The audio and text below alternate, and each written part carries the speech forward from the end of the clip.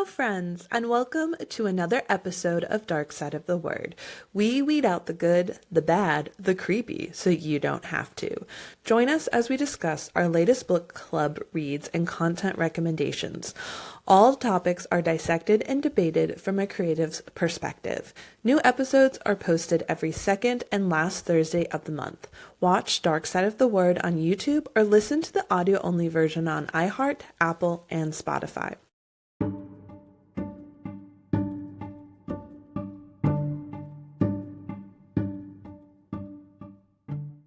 Hello. Welcome back to another episode. It is your moment of the month to escape the world. We are here to entertain. Entertain. Why are we Southern? We're apparently Southern as we're entertaining. Entertain. I am Southern. Oh my God, that's right. Oh, I'm Y'all. so sorry. No. I never think of Florida as the South. It just seems like a continent into itself somehow. True, but I'm in North Florida, which is just an extension of Georgia. Let's be honest. I'll take your word for it, as I've only been to Florida once, I think. Once. I feel like once you get north of Orlando, like once you start hitting Ocala, from there up, it's, except for the Panhandle, from there up, it's the South. Okay. Topography is different. People, we get the trucks, we get the mudding, we get the The country. highway in Jacksonville did look very much like the highway in New Jersey, I have to say, except that it was green in March and not dead like it is by us in March. See, yep, exactly. I do consider, it's practically on the border anyway. I do consider Jacksonville to be practically like Georgia. Okay, good to know. Yes. Good to know. So, and to give anyone an idea, I think I'm an hour and a half from the Georgia border. Like, I'm very close. Oh, that is pretty close. Yes. Okay. I'm very close. All right, y'all. Anywho's, y'all. Y'all. As I'm messing with my microphone, you're just, I'm just going to Don't do that. We need you to use that. It's important. We are here for two reasons today. Reason number two that I'm going to mention first, Oh, so okay. the numbers add You've them, already lost me. is the fact that you are probably here to talk about this episode's book club. That is what is in the title. That is what is on the thumbnail, and we will be talking about it. But if you are just here for the book, which is Will My Cat Eat My Eyeballs by Caitlin Doughty, very different for us, nonfiction. Yes. We are excited to talk about. Supposedly CJ has made a game. I'm scared shitless Morbid now. Curiosity Q&A session. You guys, I am so excited. She has no idea what the questions are. I'm just going to spring it on her. So excited. Okay, keep going. She offered to share the questions with me, and I did. was a big girl, and I said I can handle it. I don't feel that way, but we're I'm proud of you. I'm very proud of you. We're going to have off-the-cuff answers, just whatever your gut tells you. I want gut responses on these. So that is a spoiler or a little teaser for the second half of the episode. Like I said, again, if you don't want to listen to this, us ramble on about other things beforehand, you can skip ahead. I have the timestamps in the show notes. And also, if you didn't realize that this is a book club episode and you just randomly clicked on us and you want to read the book, don't forget that you can use our bookshop.org links below to purchase a copy. We get a small kickback, no extra cost to you, helps us put out content, and you're also helping an online bookseller that is not Amazon. Yes, very important. And first part of the podcast today, we decided to mix it up a little bit. I know that this is technically episode 2 of July, so we're not exactly at the perfect halfway point. We should have done this last episode. But we're going to give a first half of the year recap of some of our favorite things. We're going to talk about our favorite show from the first half of the year, our favorite movie, our favorite horror book, and our favorite book or just in any genre. General the best book that we have read. Which, when we get to that, I did make an effort to pick a different book from horror.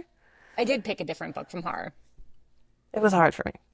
I know. I'm just going to say that. The majority of what we both read now is horror. I think if you had to pick another genre that you read all the time, fantasy would be it. Right? Yeah. I mean, probably women's fiction, I guess. Yeah. Would probably be it. Yeah. Well, there you go. There's a little spoiler for what genre my favorite book is in. I'm pretty sure our favorite horror book is the same, but we'll just... It's not. It can't be. Because you haven't read what I picked as my favorite horror book. Oh, I thought you were going to pick what I picked. I was considering that, but I liked another one better. Should we just jump into this and tell people what it is? How did you like something better? because it was fan-fucking-phenomenal. Yeah, okay, I'm not gonna be able don't no, you read that last year. Okay, we're safe. What book are you thinking of? We used to live here. No, it's not We Used to Live I know, Here. because you read that last year. So, I did. but I need to know what beats the book. Okay. So I'm assuming that you think I picked Bat Eater and Other Names for Corazang as the best horror Yes. book I've read this year, which Yes. is a very close second for me because I absolutely loved it. But the book that beat this, the horror book that beat this, is When the Wolf Comes Home by Nat Cassidy. Because Okay. I posted my full book review on my blog, wellreadtart.com, a couple months ago, and this book was just amazing. It's a chase novel. It's about monsters. It's about Oh, parenting, there we about go. children, childhood fears, and there's just bonkers shit happening that you won't even believe. I did not know what was happening. I did not know what was coming. I had all the feels. It's just a phenomenal, phenomenal horror and so much more book, and it was by far like 10 stars, 10 stars. Well, Read it. this Everybody I can should read tell. it. The reason that this is on your list is you said monster. And we know CJ is a monster lover. But not like I don't like werewolves usually. I actually almost did not read this because it was billed as kind of a riff on big bad monster, big bad scary wolf kind of thing, like Riding Hood. And I was like, oh, I'm kind of over that. I don't want to read it. But I loved Nat Cassidy's other book, Nestlings. And I'm like, well, let me give him a try. And I'm so glad I read it because it was just phenomenal. And it's It so much turns more than a out monster book. it turns out to be your book of the first half of the year. Now we're Yes. gonna have to see if it makes it to the end because I think that when we do our last episode of the year, we should do this again with like the winners for the Okay. whole year. Maybe add a few more categories. Like, what was your most shocking, like, surprise book you love? What was your first, like, new author Okay. you read Yeah. that one? Things like that, and we can like make it a little bit extra. Yeah. We could do that. What Yeah. was So let's see if this wins. okay? And so you picked Corazang, I'm assuming. Well, as we just refer to it in this house, Bat Eater. Eater. It was like Bat Eater and Other Names for Korzang.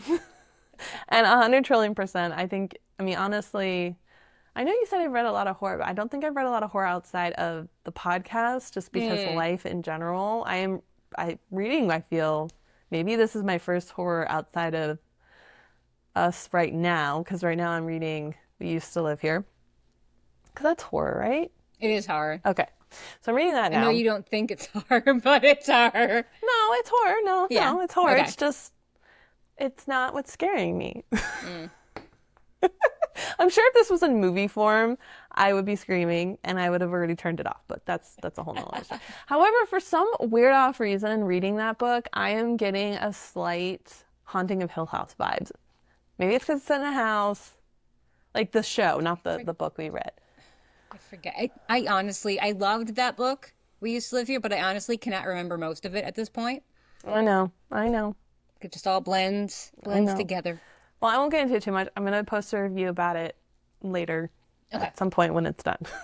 Not now, because I'm not done. But yes, I picked Bat Eater and Other Names for Korzang because it was everything for me. Not only was the writing superb, just the setting, the fact that I read a book about like set during COVID-19 and I loved it. Yeah. I was not brought down by the fact that it was set during the virus and all the pandemic and all that. Yeah. It was original. It brought the ghost aspect from a different culture for us, and it brought like sisterly relationships in a way. It brought hilarity. It brought horror. I wasn't bored. Yeah. Yeah. Yeah, I think it was extremely well done. And if you're wondering anything about this book, we did a full podcast episode about it. I will make sure to link it in the show notes as well, so you can watch it after this one. But yeah, I cannot believe something beat that for you. Yeah. When the Wolf Comes Home absolutely beat it. It's going to be hard to beat that book as my favorite book this year. So I need to read When the Wolf Comes Home? I think you do. Okay. There's just so much nonsense in it in a most delightful way. Now, I think I'm going to read the Nestlings first. I want to read him in order. Okay. Well, Mary is first, then the Nestlings, then When the Wolf Comes Home. Honestly, you're not going to like the Nestlings. Read When the Wolf Comes Home. I really think We should get Nat Cassidy on the podcast at some point. I We really should do. try. I think he's working on another. I'm sure he's working on another book. So maybe next year we can try to Well, I lure him on. I know. have met him, so there And you I do go. know also Grady Hendrix is working on a book. So, There's another one. And Cora Zhang, author yes, Kylie Lee Baker, is also working on a book about Japanese ghosts or something like that. something Totally Japanese, interested. some Japanese horror. I don't remember Yeah. the aspect, but some Japanese Something side of it. creepy with an awesome looking cover. So let's see. Let's see. Maybe we can convince all these people to come on our wonderful podcast and talk Yeah, to us about their writing. we're not hinting at what we're going to try to achieve next. I wouldn't say next year because I don't know when their books are coming out, but whenever their books true. are coming It's out true. is when we're going to try to get them. Yeah. But that's okay. We still have a year ahead of us. We still have at least one more interview before the end of the year, so I'm Yep. stoked. We met our number. That is Yes, we huge did. to me. We've met our number. Almost met it in the first half of the year. So I'm gonna say that as like a win for us as well. We had 3 interviews. We wanted 4. 4 will be coming. So yeah, good for us. Well, I say let's stay on the book trend. Okay. And let's say what our favorite book of the first half of the year has Do you been. want me to go first? Yes. Okay. So I think my favorite book of the first half, I guess. Well, yeah, because we're not doing when it's published. Because I was just overthinking this. No, So just you have to have read it before like July 1st. Okay, I read this before July 1st. It is called Bees in June by Elizabeth Bass Parman. And I read an arc of it. It comes out in September. So that's why I was hesitating if it didn't count. But I read it. No, I think it's I read fine. it early, so it's fine.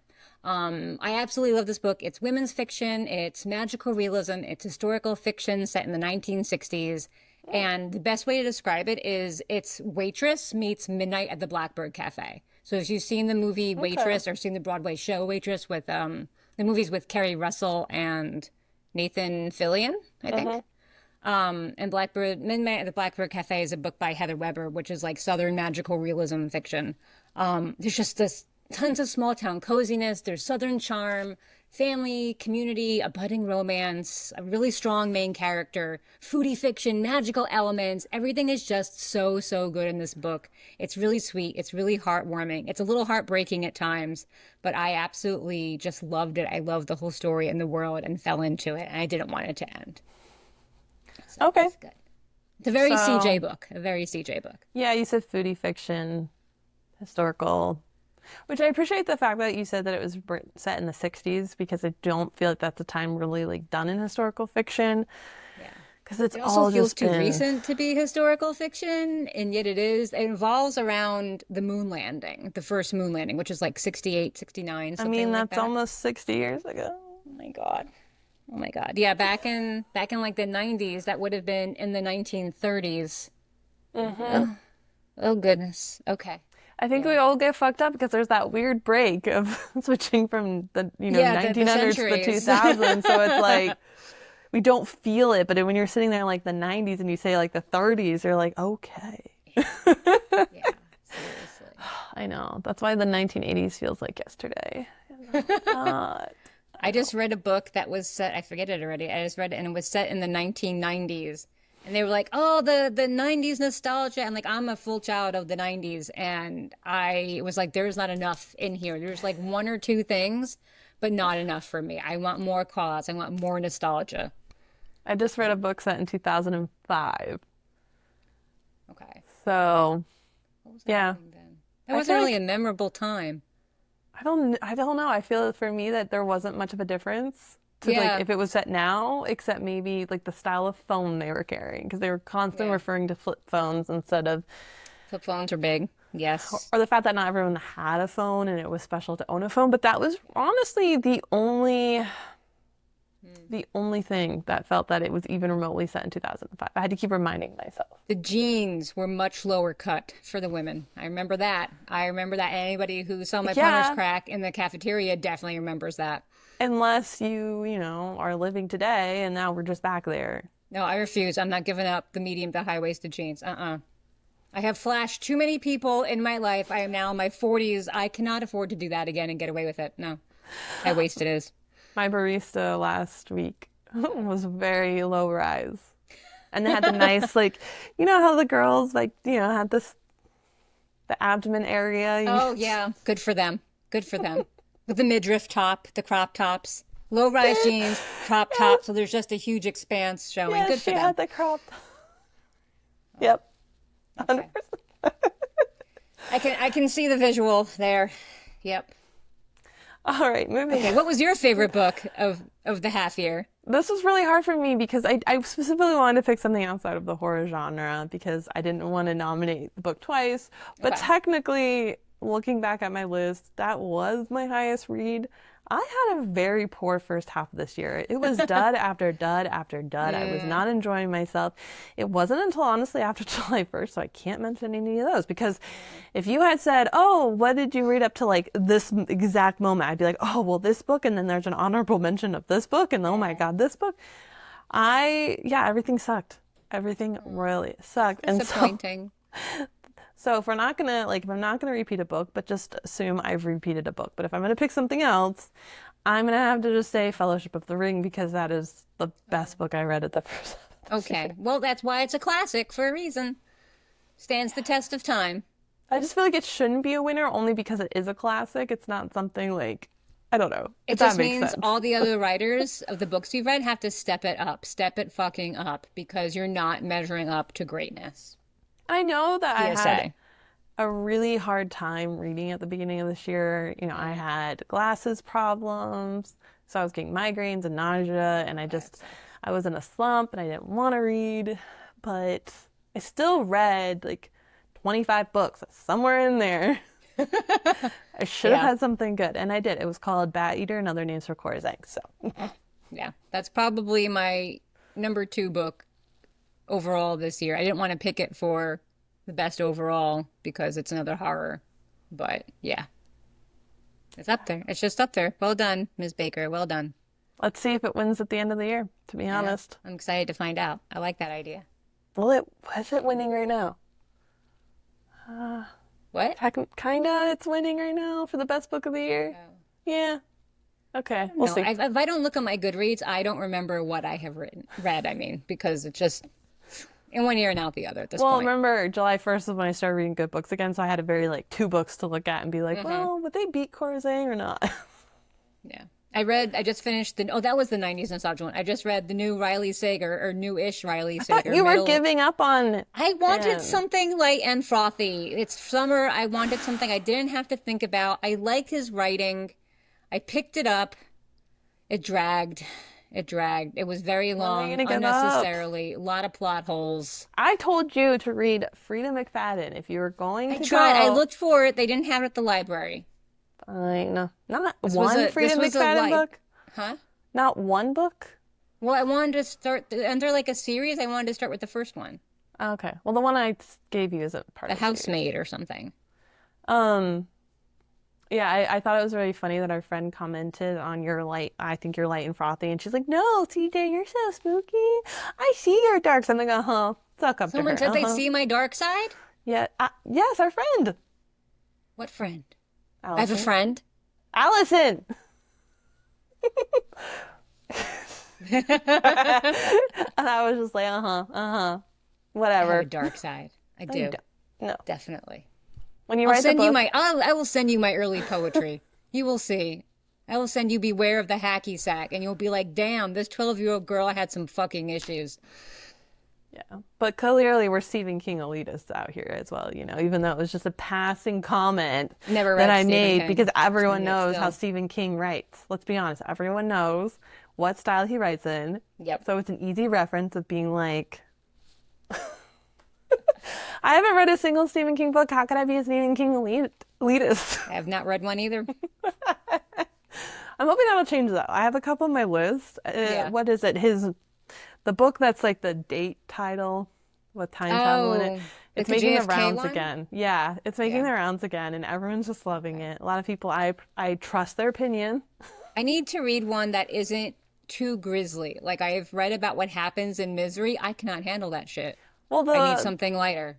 the date one, it's not horror. I mean, I don't really have an interest in JFK's assassination. Okay. So, Well, it's supposed to be like romance, fantasy, because there's time travel in it, and, historical fiction, all that stuff.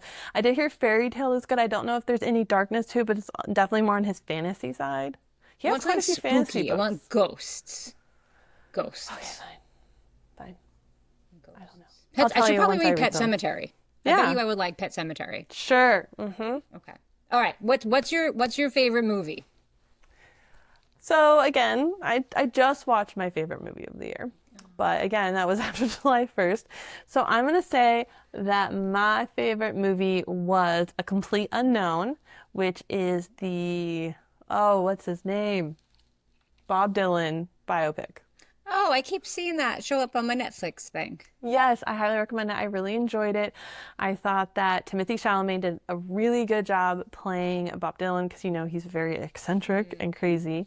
I appreciated seeing like the beginning years of his career. It got me into his music because I was a casual listener, but since watching the movie, we are now an avid listener of Bob Dylan.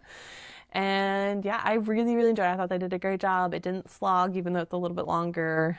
And as far as we can tell, was extremely accurate to the history of what happened. They changed a few little minor things, like he meets Woody Guthrie at the beginning, and Woody Guthrie was talking at the time that he met him, but in the movie he's not. So like those little details, but essentially how he met him and meeting him was accurate at the time. So yeah, I really, really liked it. Okay. But I want to make an honorable mention, just a Okay. little one. And I actually thought this was my favorite movie of the year, but looking at my actual rating, it wasn't. Like, it didn't beat A Complete Unknown. But Wild Robot was also fantastic.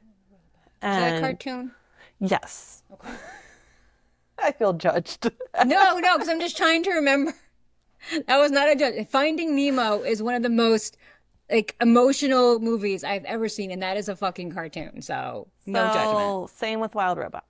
Okay. Because essentially it's set in the future. A robot gets somehow dropped on an island accidentally from some shipment. I don't remember how it happened. And the robot is like, has an objective to be, helpful and here. And it's like, who am I supposed to help? Do you need help? Do you need help? Do you need help? And then he ends up, or she ends up, they end up, there's no gender, befriending a baby bird. Oh. And then having to teach it how to fly and all this. It's adorable and it's fun. Am I gonna cry at the end? Yes and no. Okay. Like, it has a happy, no one dies. Okay, that requires too much thought. That means I'm gonna be too upset by it. No, It's too no much one pause. dies. Huh? No one dies. Okay, it sounds like it's gonna affect me too much. I will not watch it. Plus, there's a robot in it. I don't like robots, so that's probably not for me. Okay, fine, whatever. Whatever. But at least you have movies, because I don't really have a movie. I have not seen a lot of Really? movies this year, either You couldn't in the pick theater. one from what you've seen? Well, I'm gonna pick one. I'm gonna wuss out and pick the new Jurassic World that just came out, because that is the No, one I it's just saw. after July 1st. Then I have no movie. Then I have no movie. Did you really? Why am I not surprised you went to go see Jurassic World? Why am I not surprised?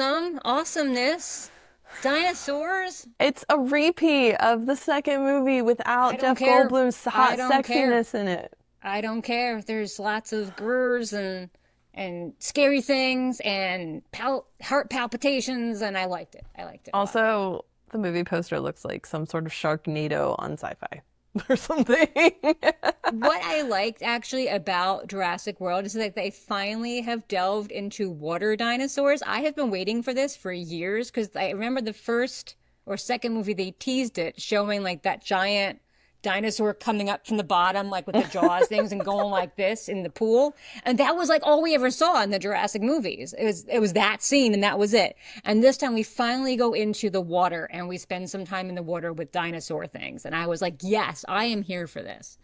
So Okay. since I don't have an actual January to June movie, I'm going to slide the new Jurassic World into there. Okay, fine. All right, favorite show. You're going to be we gonna pick disappointed the in same- me again. Are we not picking the same one? I don't know what did you pick? Well, the only good movie of the first half of this year. I mean, You good mean show. show or movie? Show. Show. What show? What if I just like gone on and on about and told everyone, including Amy, and got Amy to decide to watch it? Why am I drawing a blank? Etoile. Etoile wins.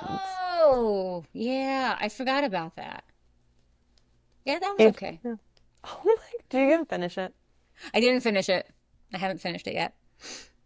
I saw it come up on my Amazon queue the other day. I'm like, no.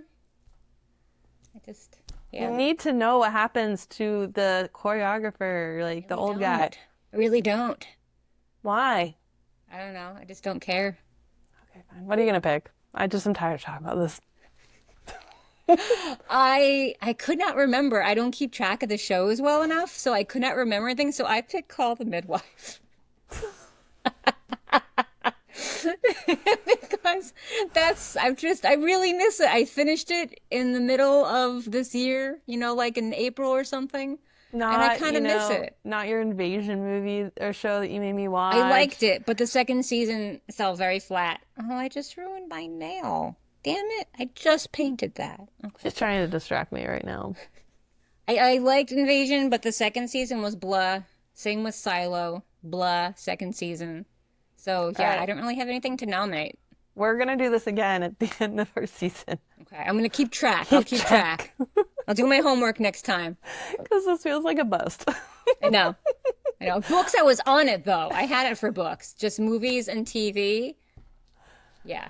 Okay, well, moving on. I think that we have waxed poetically enough about what to watch and read. Yeah, so before we get on talking about the book, My Cat Eat My Eyeballs, just a quick reminder.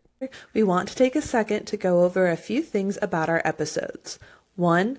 Dark Side of the Word is hosted by Kait and CJ, two writers and creatives who can't get enough books, shows, movies, or podcasts about all things dark and creepy. 2, we're generally a book club podcast, meaning that we will be discussing the book in the episode title. There will be detailed spoilers, so if you haven't read the book yet, you might want to click away and check out our other episodes. 3, we love exploring stories with haunted houses, dark academics gone rogue, serial killer thrillers, reimagined monsters and myths, and so much more. 4, this also means that we're going to be discussing mature and sometimes triggering content, whatever the themes are featured in the book. If you're underage and you don't think that your parents are going to like you reading the book, then they're probably not going to like you listening to this podcast. Otherwise, thank you again for listening, and we hope you enjoyed the episode. Make sure to subscribe so you never miss a book, and use the comment section to continue the conversation or share your thoughts. And we are back, and it is time to talk about this episode's book, which is The Cat Eat My Eyeballs by Caitlin Doughty. Doughty? I don't know why it's the Dougherty. It's an odd last name, because I think we're used to Dougherty or something more, but Doughty is just, I feel like I'm interesting saying, last name. I feel like I'm offending her. I don't know. Are you doubting yourself and how you're pronouncing it? Yes. But Caitlin English. Doughty. Did you get it? Yeah. Okay. I did. Okay. I'm going to read the back now. Everyone has questions about death. In Will My Cat Eat My Eyeballs, bestselling author and mortician Caitlin Doughty answers the most intriguing questions she's ever received about what happens to our bodies when we die. In a brisk, informative, and morbidly funny style, Doughty explores everything from ancient Egyptian death rituals and the science of skeletons to flesh-eating insects and the proper depth at which to bury your pet if you want Fluffy to become a mummy. Now featuring an interview with a clinical expert on discussing these issues with young people, the source of some of our most revealing questions about Will My Cat Eat My Eyeballs confronts our common fear of dying with candid, honest, and hilarious facts about what awaits the body we leave behind. There's no dun-dun-dun, because it's just okay. Dun. Yeah, I feel like there can't even be spoilers for this book, because it's not stories, No, exactly. It's just facts. And yeah. I also didn't realize that she wrote this for kids, weirdly. I don't know why. Why is this? I don't think it is for kids. I was wondering that too. I don't know if it is for kids. It's just questions posed by kids. I feel like kids would have a hard time digesting this. Maybe read by kids with adult supervision. I guess your copy didn't have the interview at the end No, with the clinical it did not. psychologist. Yeah. I was bored by it, so I didn't really look through it since I don't have a two-legged child of my own right now. So yeah. So what'd you think of it? This is your Doughty book. It is. I read her other book, Smoke Gets in Your Eyes, which I loved. I thought it was fantastic. I loved this one too. I gave it 3.5 stars. I love her sense of humor that she writes with. It was in Smoke Gets in Your Eyes. It was in this everywhere. And I love how she works death and decay into her jokes because I have a very morbid sense of humor and I usually talk about death and it upsets a lot of people, particularly my husband who does not like to talk about death whatsoever. But I am very comfortable with death and things about death. And I don't understand why people don't talk about it more and make more jokes about it. So I feel like Caitlin Doughty is my spirit animal when it comes to all things death and dying. And she's still really respectful with everything too, which is what I really like. She's making jokes, but you can tell she has a reverence for what's actually going on. What did you think of it? It's hard because I think that my reason for not liking the book is not because of anything to do with the book and her and her writing. 'Cause you're right, the writing was great. I also think that the illustrations in the book are superb. Yes. And they were probably some of my favorite parts. Like there's the, what is it? I just thought I saw it. The soccer player with the, where's my camera? With the muscles and things like that. Yep. Or no, I guess that's how does a whole adult fit in a tiny box? Which that one, okay. I did find that one interesting. But I don't know. I guess I didn't care so much about some of these questions. I either knew them, so then I appreciated her adding her humor in because then I didn't feel like I was slogging through the parts that I was like, okay, this is a little boring. But it wasn't like any questions that were asked were actually like things I was dying to know about. And it was just more like, okay, all right, cool, awesome. Why do we turn colors when we die? Okay, yeah, like I didn't know though. I love that. I find all that stuff fascinating. Like I want to know why our bodies turn different colors. I want to know why it takes longer to do this than to do that, and that we can still digest things after we die, but we can't like pump new blood. Like that thing about the conjoined twins, how the one died, and then like when the blood got pumped from the living one into the dead one, the living one died because it didn't pump back. Like that's fascinating to me. But like I already knew stuff like I don't know. I knew some of this stuff, but I liked having it explained in more detail. Yeah, I guess. I thought the pacemaker comment, where it's not like the popcorn will pop, but if a pacemaker makes it into the cremation thing, that it will be like a really scary sound. Yeah. Yeah. And it could hurt people, which is crazy. They must have to really be careful about pacemakers. They must have to scan the body or something. Okay, now the whole thing about what if I'm buried when I'm still in a coma? Yes. Okay, that one, yes. Total reason to read this book is just for that. Very section. reassuring, because right? that one I 100% was worried about. That I loved the fact that I learned that you have to go through several stages and tests before they can pronounce you brain dead, and that several doctors have to do all those same tests. So you really gotta be dead in order to be pronounced brain dead. You know, that was a huge comfort because I don't have that as an active fear, but let's be real, we're all a little afraid of that. You know, can everybody? It would suck. Like, come on, can everybody fit in a casket if they're really tall? Like, yes, they can custom build them. Well, don't forget, kids ask these. I know. And people are stupid. Like, people ask dumb questions sometimes. Definitely. Now, my favorite... Sorry, go ahead. Go ahead. No, you go. Okay, my favorite chapter was the second one. What would happen to an astronaut body in space? I thought the Space Corp section was hilarious. The Sexy Back song parody. I'm bringing body back, returning corpses, but they're not intact. Fantastic. Fantastic. And I also loved the whole part about the space corpse trash going into orbit. I was laughing hilariously at that. And I think it's because there was this show on a few years ago called Avenue 5. I think it was on HBO. It starred Hugh Laurie, the guy from House. And it's set in the future about a luxury travel spaceship, like a cruise ship, but in space. And it gets knocked off course by about 100 years or something. And the whole crew has to figure out how to tell all the passengers that, like, hey, it's going to be 100 years, not 5 days before you ever return to Earth and see your loved ones again, who will probably all be dead when you return. But in the show, somebody dies and they inject them into space and try to pretend like it never happened so no one will find out. But then, of course, the body gets stuck in orbit and it goes around the thing and everybody's like, huh, isn't that so-and-so's husband? And why isn't he reacting? What does he do? Oh, my God. It's the funniest thing. And that's all I could picture as the book. I was reading the book and she was like, oh, geez, there goes Lisa again. And I'm like, this is fan-fucking-tastic. I feel like I need to watch that. Again, the first season's great. The second season, I didn't even finish it because it wasn't worth it. Why is this happening? So Foundation is probably one of my favorite shows of all time. Like, I'm obsessed with it. Like, Yeah.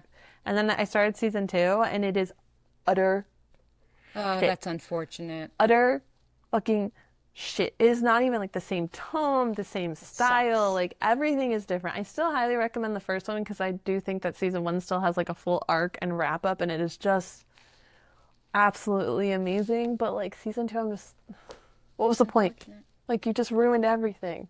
I hate when that happens. It is happening a lot, more and more these days, and I Why? don't know why. There's only Like, 6 episodes in each freaking season, for crying out loud. Can't like, you be more imaginative and stretch it out more?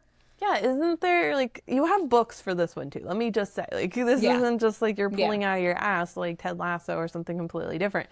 But like, why can't you just plan yourself ahead? I think that's why I love Stranger Things so much, is that they had an entire 5 episode or however many.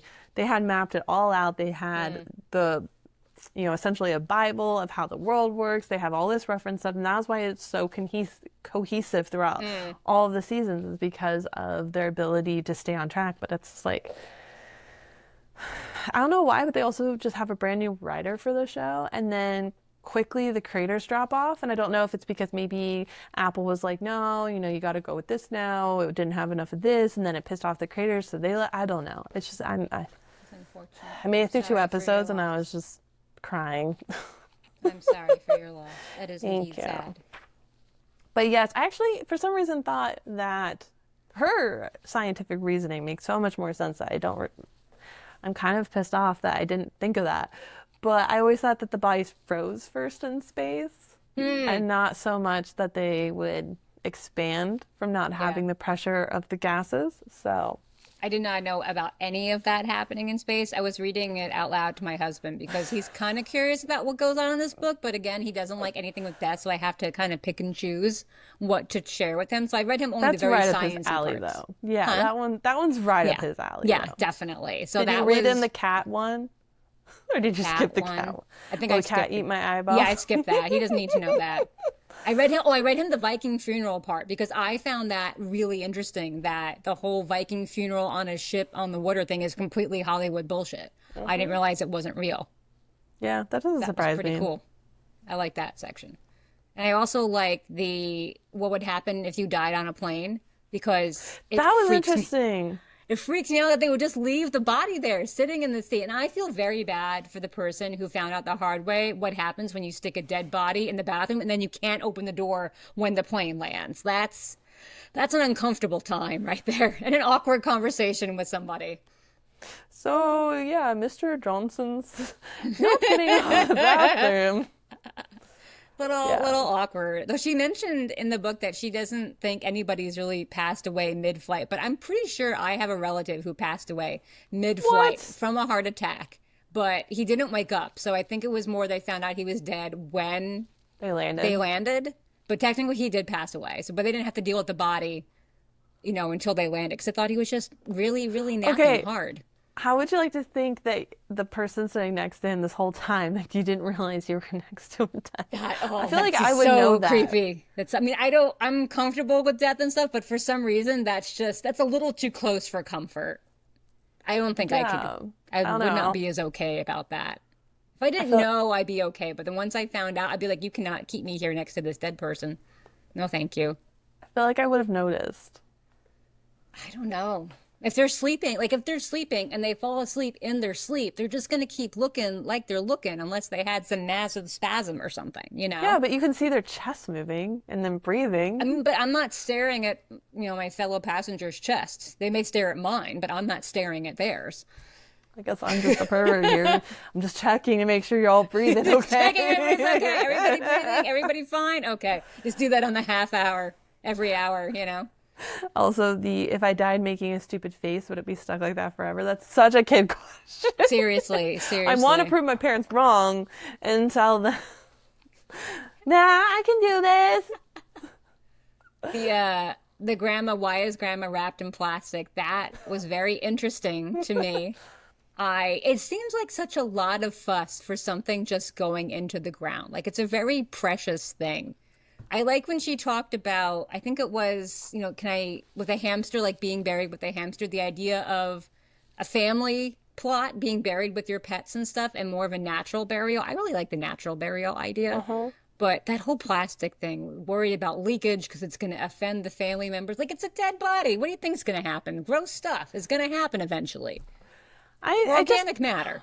the whole formaldehyde, preserving bodies, viewing them after death, just all of that. Like, I've never understood why we need to do that, why some people want to do that. And I'm definitely more of just like I don't know. I just feel like it's weird. I don't like that we're putting that, like, they're not going to decay, at least for Yeah. a very long time. And just all of that. So it was nice to see that she also agreed with more of natural burial as well. I mean, Yes. go back to the earth that you came from to make it better. I also found it interesting when she would go into conversations about the room to bury people and how, what was it, there's only a 30-year time limit in another country where once the 30 years are over, all right, you're out, Yeah. another Yeah. body in. Which Totally. is also interesting because I think that their culture is very big about families visiting and taking care of the grave. I think it's part of their Yeah. ancestry as well. So I thought that was interesting. I mean, it was a fun read. It was a quick read. It was great for summer because it was definitely light and fluffy. I don't A regret light and reading fluffy it. book about death. Exactly. This Exactly. is you. This is how your version Yeah. of horror. So, if you don't have anything else to say, I say let's play the game. Let's get Are you this ready to play anxiety-ridden. Morbid Curiosity Q&A? God. Okay. Okay. Yes. Okay.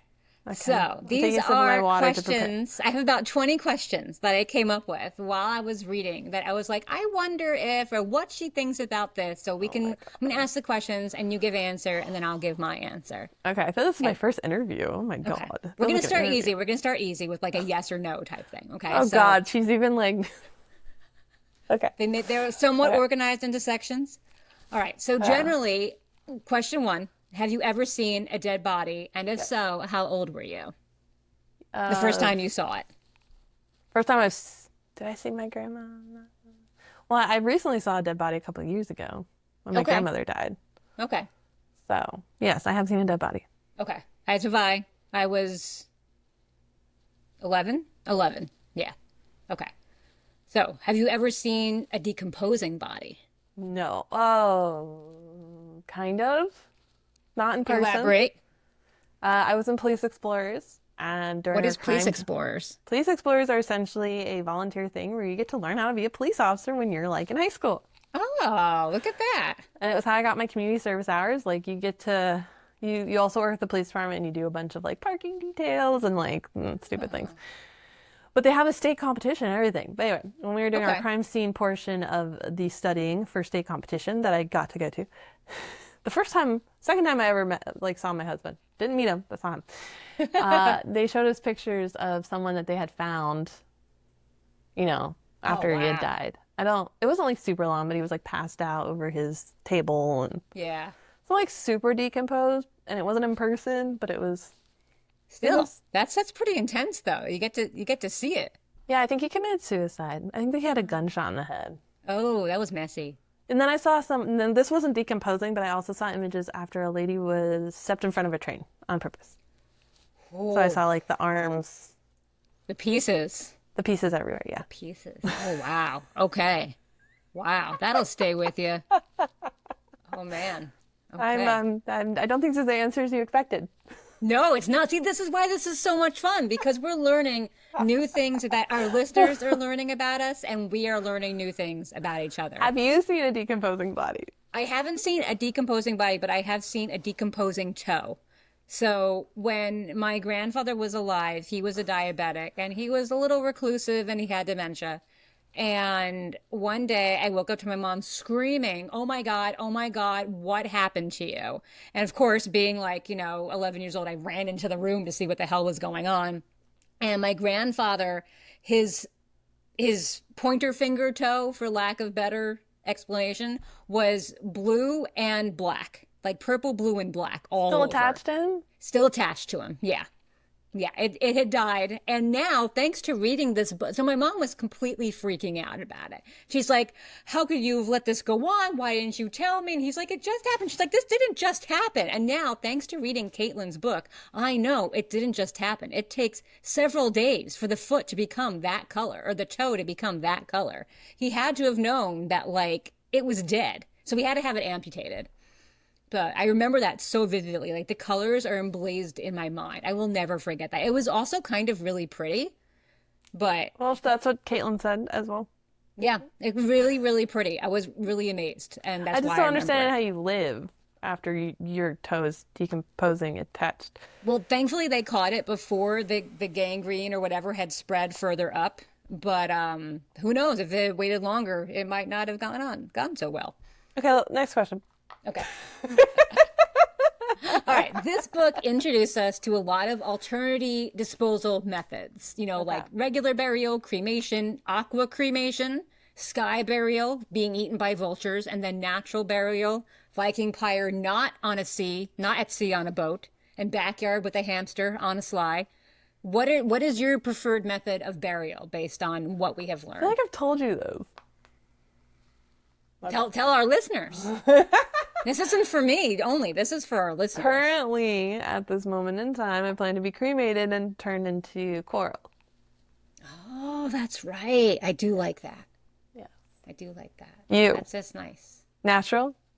I think I like natural. I didn't really know too much about that method, but I like the idea of the linen shroud and going back into the earth because I don't like the idea of cremation or being pecked to death by vultures. No. Or not I to feel- death, but it feels like that. I just, Oh, and I the don't know. whole body thing on Mount Everest is 100% true and gruesome and gross. So Wait, what'd you say? the whole bodies on like Everest and the mountains and stuff. Yes, that is true. Oh, that and was gross. fascinating too, right? Yeah. They don't I show already- you that in all the Discovery shows. Yeah, I already knew about that one. I did not know about. How did you learn about that one? Because Chris is in mountaineering, and yeah, so yeah. Okay. Yeah. That's what I'm saying. I knew so much. I was like, okay, cool. It was not the discovery and wonder that I had, I see. No. Okay. All right. Next question. Okay. If you died in space, would you want to remain floating out in space or would you want your body brought back to Earth for a proper burial? Fucking in space. In space. Okay. Would you want your ashes shot into space if you were cremated? No, I think I'm more of a water person. Or what I don't really care, but like if I'm gonna die in space, like, let me die like a pirate dies and let me die in the space version. Okay. But except if I got caught in like the orbiting of a planet. Oh, I didn't think about that. But like if you could just shoot me into like the sun, just direction, and then I just like burn up by the sun. Okay. That'd be cool. Or like, yeah. I'd be cool with that. I didn't think, even though I love the Orbit Dead Corpse chapter, I didn't think about that possibility. So I would want to be returned to Earth because the idea of floating forever in space completely freaks me out. But you're not Even though gonna- I'd be dead. It doesn't matter. It completely freaks me out. I don't like it as a concept. But if I could be trapped in an orbit around something, that might be pretty cool. I could be okay with that. I don't know, it feels gross. I think maybe it's all because of that show. If I had not seen that episode of Avenue 5, I would probably be against it. But that was so morbidly hilarious that I cannot get it out of my head. And I could deal with that being my existence for the rest of the universe. Okay. Okay. Would you ever keep the ashes of a loved one in your house on display? Or the bones, like a skull or other body part, on display? Not bones. I don't know. It's hard to say this because I've actually been giving a lot of thought into this, when my dogs passed away, like, what am I doing? Because I do have a location I could bury them, or would I prefer to have the ashes? And then what do I do with the ashes? Yeah. And somewhere of my family still has my grandfather. In a closet somewhere, probably. Yeah, I think Yeah. my cousin sleeps by her bed. I don't know. Okay. I think I'm very happy not to have anything. Yeah, same. Like I have seen where they'll make jewelry, they'll like press it into something, and then like I could see myself doing that, but I don't, or at least I don't care enough about anyone that I want them like. That was my next question. Would you ever wear jewelry made with ashes or bones of a deceased loved one? Probably I could see maybe doing that. Like say, Chris died. But like, yeah, because I have thought about like when the dogs die, do I want to like? Because I have a friend who did like a little charm and did Okay. that, and I was like, oh, dude, would I do that? I don't know. But yeah, I Yeah. don't think I need an urn. No, I don't like the urn idea. I don't think I would want jewelry. I'm very undecided about what to do with loved ones when they die. So it's a good thing most of them figure it out for themselves. Because I Yeah, don't I think feel I like you want have to to have them. really love someone, like a partner, like your love match would be the thing you keep by you. But besides that, like parents, grandparents, brother, sister, maybe if you're a twin, I could see that. But like a kid, I feel like that it would be would, hard to move on too if like they're always on the mantle watching you or something. yeah, but what if you're like in your late 70s and like that's it for you? Like, you're not going to remarry. Yeah. I I'd mean, you probably fucking could. I keep know them. I know people who've remarried at like 80. They're very optimistic people, but Yeah. still. But I'm saying, I Yeah. probably would put Chris on the mantle and talk to him. Oh, see, that's so sad. I don't like that. No. No, that's too sad. All right, your Okay. husband will not be on the mantle. I'll make sure. He'll be in bed next to me now.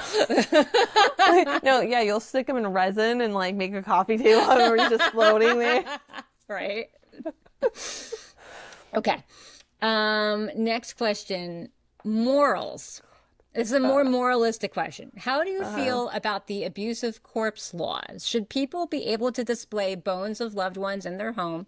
Because how different is it really from taxidermied pets and other animals?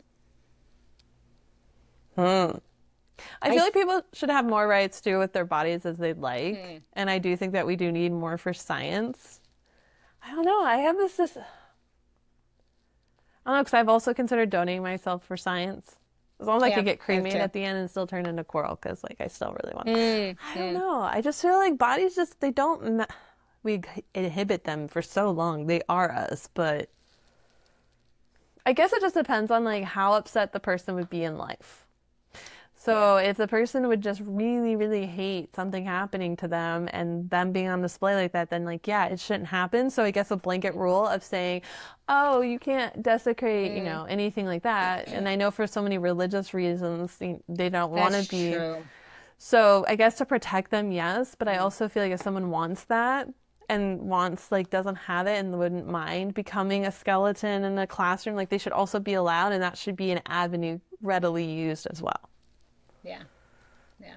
I agree. I feel like there needs to be a little bit more freedom. Like I don't think like I obviously don't want somebody like taking my corpse and doing very naughty things with it that are sexually inexplicit. But if someone wants to take a bone from my grave, like I don't need it. I'm not really gonna care. You can do that. You can take whatever I'm buried with, including me. So that doesn't really bother me. And again, like I love my pets. I would never have a taxidermy pet in my house, but I know people who No. do. See, So that like to how me is not is moving on. That to me is weirder than putting your loved one on the mantle. But I feel like this is another version of putting your loved one on the mantle. Like we put the ashes on the mantle. Why not put a bone or a Well, skull or technically, isn't it the whatever? same thing? Because ashes are. It is. And actually, that's an excellent point. It absolutely is the same thing. That's what she pointed out to us. So I feel like it should be allowed, and those laws are a little too strict Yeah, that's about right. it. It should be like based on the person and not just a Yeah. blanket, like, oh, well, if you want that, you can't have it. Like, there should Yeah. be avenues for people who want it, Yeah. but If you you just want your can't on loved it. one's skull in your home and they're okay with that, you should be allowed to Yeah. have that. Like, but they have to like sign it off. They have to Yeah. like make it clear that that's okay. Yeah. Give the people what they want. Like, Definitely. also, the one that annoyed me is I just don't understand how if you're already a decomposing, disgusting body in the ground, what does it matter if there's a pet like 2 cemeteries down? Yes. Like that one was just like that. Yeah, that pissed me off. Yeah. Yeah. Well, that brings me to my next question, which is such great segues you're giving me. Would you ever dig up your beloved pets from one backyard to bring to another if you were to move?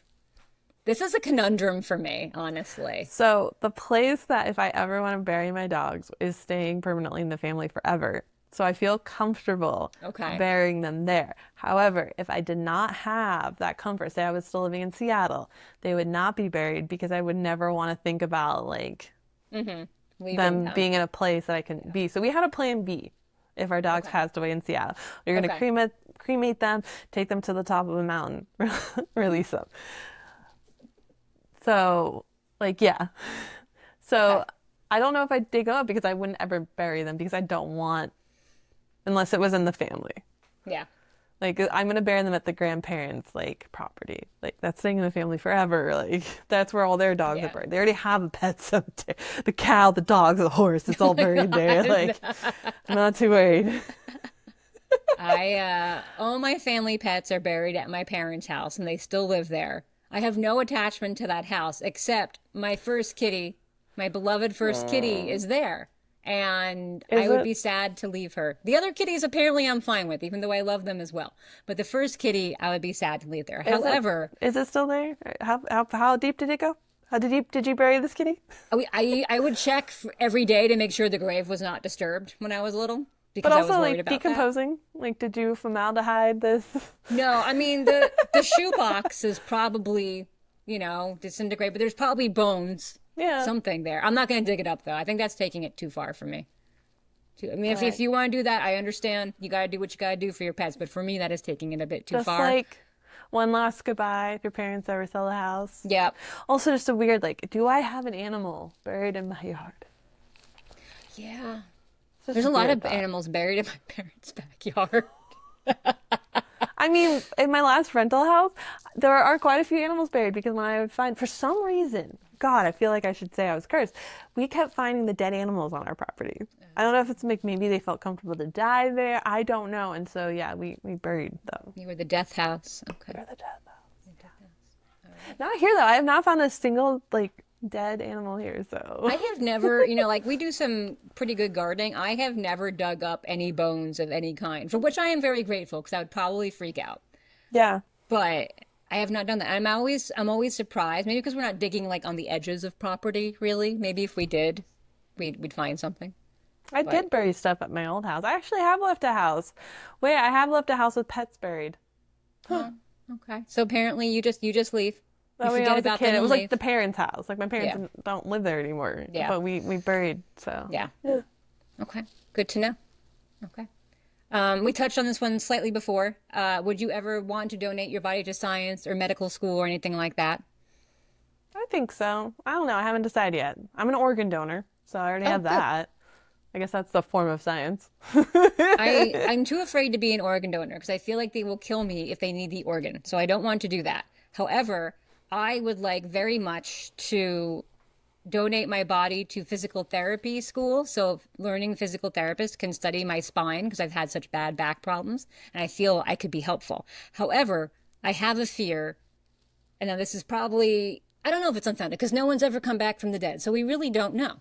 But like, what if you can still feel things after you're dead and they're all wrong and we all can feel what's happening with your body? So you think like burial, it's not fun, but at least they'll suffocate and like then maybe you won't be conscious anymore. Cremation ain't gonna be fun.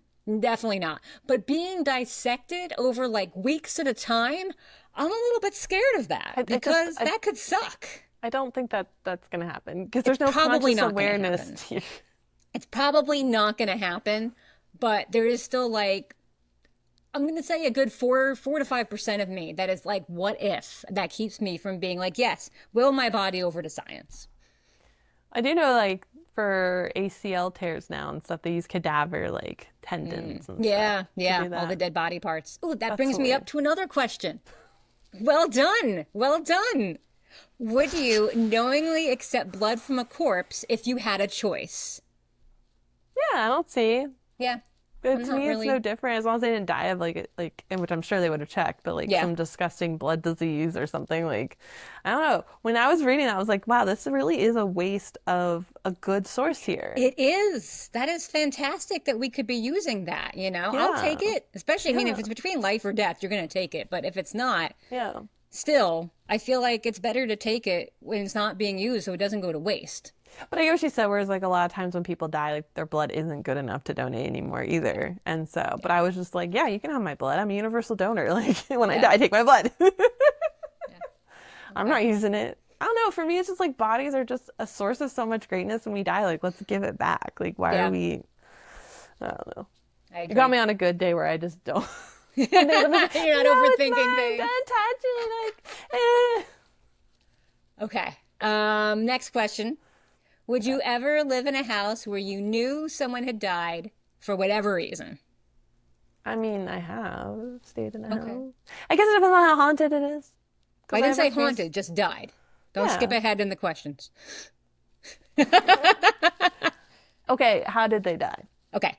Would you live in a house where you knew someone was murdered or committed suicide or No, 'cause just I like didn't. passed away?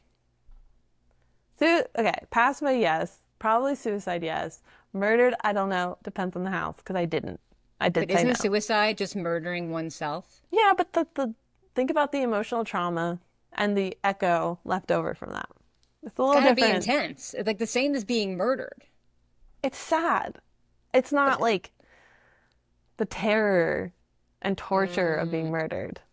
That's true. That's Yeah, true. I have said no to a house that someone was murdered in. Okay. So, Because Fair. it was someone was murdered or because you didn't like the kitchen? Because that's a big deal too. because someone was murdered, because it was the brightest, beautiful like apartment thing, but it was where the Gainesville serial killer killed like 2 people. So, and I said no, and I felt it. I felt it in the Yeah, house. yeah. and Just I walk knew out of there. You don't need that in your life. we knew, and then they disclosed it to us after, and we were like, yes, we knew. Yep. Yep. Good call. Good call. I have lived in a house where somebody has died. Dying a natural death doesn't bother me. Suicide and murder, I would not live in a house with that because I think there's just too much emotional baggage trapped in the house and the energy of the house, and it just Well, especially like Thank my you. grandmother died at home. yeah. My grandmother died at home. Yeah, I think she's still there. Definitely, I felt a spirit, which is why I Mine don't was like to not. go back there. But yeah. Oh, Mine would was you not. ever live in a house that is rumored to be haunted? You may specify the type of hauntings that you would be okay to live with if that Well, helps. poltergeist bullshit, no. But I have lived in houses. I lived in a house with a scary haunting. I was very happy to leave that house. Yes. And I've lived in a house with a not so scary, I feel like, haunting, where they were just like, oh, and when I first came here, I thought there was some sort of thing here. But they were just like, oh, hello. You're going to be here now? Okay. God, just leave me alone. I'm here. So, yeah, I guess, fine. Okay. If I knew it was haunted, oh, I'd need to know the history. Yeah, same. I need to 'Cause know what again- kind of haunting. Is it haunting because it's murder? Or is it just like Grandma didn't want to leave her rocking chair? Yeah, yeah, yeah. Which Grandma, I'll leave the rocking chair in the corner for you. Yeah, It's fine. we'll leave that there. That'll be your corner. You can have that and leave the rest of us the fuck alone. But again, if Exactly. it's like murder, no. Yeah, yeah. If it's like a happy, quiet ghost, I'm okay with it. If it just wants to go up the stairs every now and then, putt around in the kitchen, doesn't really bother us. We're all Yeah. respectful of each other. We can Leave the coexist. cabinet open, like it's fine. Yeah, that's fine. But yeah, anything more sinister and negative than that, absolutely not. Absolutely not. Cannot do that. Exactly. Yeah. Yeah. I won't even stay in rumored haunted hotel rooms because I just don't want to take a chance that something's going to be rubbing my feet in the middle of the night or Ugh, something. And bed ugh, stuff. no, freak You me know out, I freak don't me do out. bed stuff. Okay. Hold on, I will say I feel so safe in my house now that I have slept with my feet uncovered and off the edge of the bed. That's how safe I feel in my house right now. Oh, that's good. I can sleep with them uncovered, but not over the bed. Just never over the bed, because someone's going to grab it and pull That's me what I'm under. Even saying. though I don't have space under my bed, they will find a way. I feel safe. Good for Well, you. in I'm the proud. house like no other, or the pink house one, she didn't have room under her bed, I thought. I thought she had something under it, and they still came out. So yeah, anyway. It can happen. It can happen. Okay, let's see. We're nearing the end. Okay, do you ever think you could work in a funeral home as long as you didn't have to touch the dead bodies? So you just be in the funeral home, but not touching the bodies? Yes and no. Yes, I feel like it's perfectly fine. There's nothing about it. I just don't know if I want to be around all the sadness. I would It's not like about to the work dead in a bodies. funeral home. You would? Yeah, like not the dead bodies part, because that would, like, touching them I think would freak me out. But I've always been drawn to, that's what made me want to read her first book about being a mortician. I've always felt drawn to being in a funeral profession because I want to help people heal and grieve. And I think I'd be really good at it.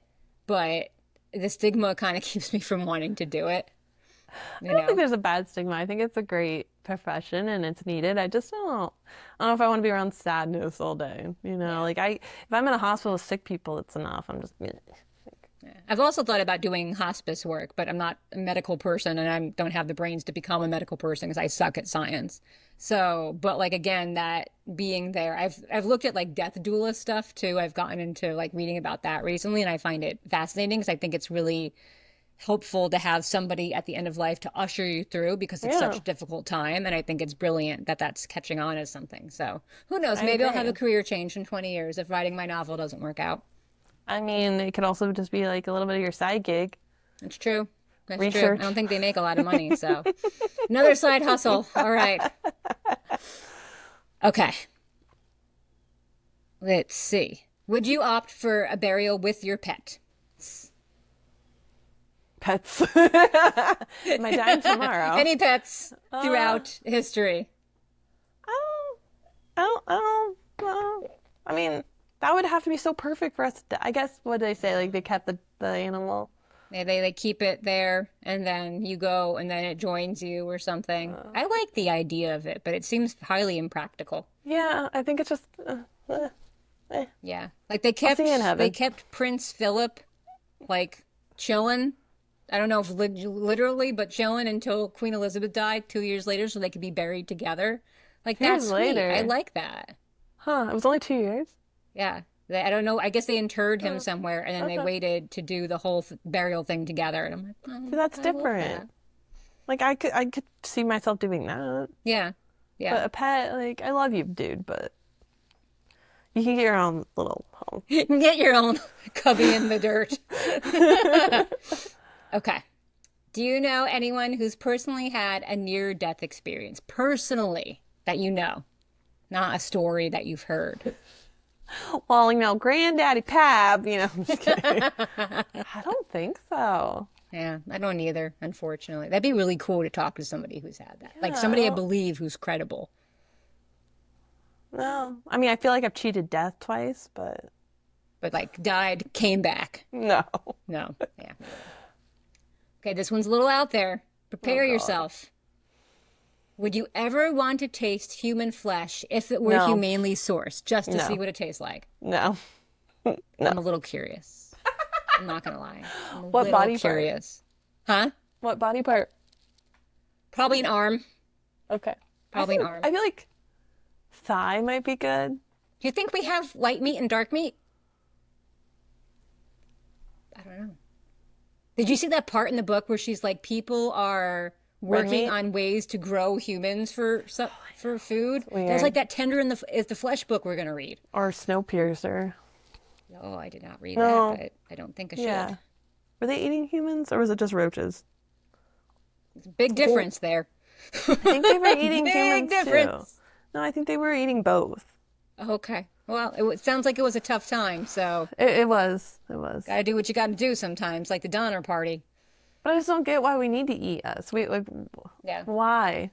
I don't know. Yeah, we don't need to, and apparently it's not very nutritious. So it would just be like to see what it tastes like. But I also am freaked out by eating bison, so I don't know where. I think I could go and taste a human. Would be able to do that. But also, I'm just like, I don't really eat a lot of meat anyway. So that's true. I'm the wrong person. All right. Just to be clear, anybody who's worried, I'm not ever going to do it. I'm just You're not just going to take a bite out of your husband one day and be like, oh, just a little curious as to what all the fuss is about. I mean, technically, haven't we? Like, have you ever chewed off a cuticle and eaten it? I mean, yeah, when I was younger. Okay, so it's not the same thing. I guess I have. It wasn't all that great. Yeah. I mean, I guess that's just skin and not meat. But... Yeah. But technically, you're correct, which is the best kind of correct. Or if you bit the inside of your mouth, because that's muscle then at that point. Yeah. That's true. Okay. What do we taste like chicken? I don't know. It's not a memorable experience, so I guess I didn't love it enough to try and go for it again. So, okay, I don't need to now. Done and dusted. If we go to a completely different idea, just the idea of eating flesh in general is just kind of Yeah. We gotta be pretty desperate as humanity to go into that, so I just feel hope we don't get there. Yeah, that would be like you're lost in space or you're stuck like on a boat where there's literally no other source of getting anything else in like Yeah. somehow. I mean, you can get fish in the ocean, so It's true. That's true. You can eat bugs. Okay, bugs versus human. bug. Bug, maybe. I don't know. It depends on how hungry I am. I really don't know, man. Depends on what kind of bug, too. I'm gonna have a real hard time shoving a spider in my mouth. I can't even say it. I can't even Roach? say it. A roach. Easier than spider. Easier than spider. Spider's gonna be hard. I just don't understand how a spider has any meat on it. I don't know. I'm just saying, like in the realm of Cricket. improbabilities, which one would you be able to handle? A cricket. Would you eat a cricket? I could probably eat a cricket if life depended on it. I watch them get eaten alive every day. So it seems like a lot. They're very squishy. I remember there's a I'm new gonna bug. crush mine under a rock first. There's a new bug or a bug that I was talking to our reptile person about, and they're like, yeah, they're like a good source of moisture. Like every time I feed it to the iguana, it just like somehow squirts into my face. Like you bite into it and it just squirts into my. Mm. Holy fuck. I was like, Well, cool. that's lovely. Okay. And again, a lovely transition to my final question. What would you want your last meal to be if you could choose it? God damn, that's hard. Yeah. That's the one I should have sent you ahead of time because that is the hardest one to answer. Like oysters and crab, maybe. Ooh. Like a good seafood dinner. Okay. Like a good boil. Steamed oysters, crab, buffalo chicken, French fries. Oh, you're just going for a whole like smorgasbord. Okay. Okay. Yeah. Well, you're gonna have to go to Amish country to the smorgasbords before you die. I don't know. What I about love dessert? Any dessert? Oh, there's a really good chocolate cake that I love. Like really, really good. I love me some good chocolate cake. Okay. Oh, the pie is also so good. Pie is good. Well, you're at a smorgasbord for your death meal, so they'll probably have both. You're in luck. Let me guess. It's the Yours would last be luck you'll lobster. have. Yours is lobster. No, it's not.